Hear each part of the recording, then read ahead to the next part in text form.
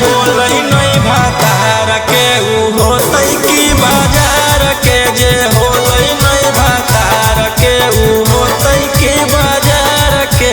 ऐसे नहीं बोल रहे।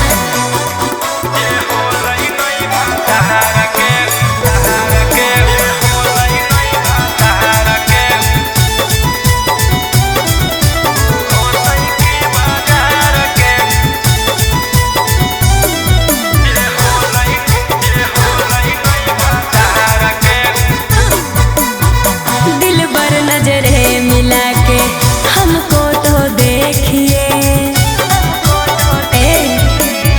दिल भर नजरें मिला के हमको तो देखिए।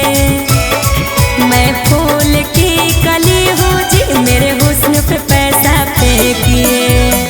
नगद नहीं ले बहु रही जई बहु धार पे। आगे फ्रीओ में कोई पूछता नहीं छौड़ी छिनार के। फ्रीओ में कोई पूछता नहीं छौड़ी छिनार के। जे होलई नहीं भातार के ऊ होतई की बाजार के। जे होलई नहीं भातार के ऊ होतई की बाजार के।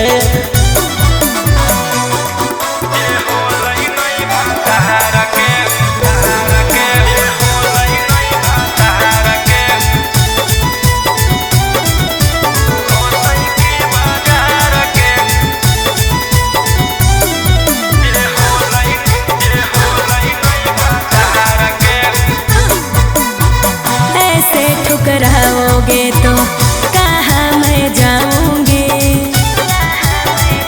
बोलो। ऐसे ठुकराओगे तो कहाँ मैं जाऊंगी। सुनो राजा रोशन रोही, मैं भूखे मर जाऊंगी। समझे न पलिए हमारो ही जैसन यार के। आगे फ्रीओ में कोई पूछता नहीं छौड़ी छिनार के।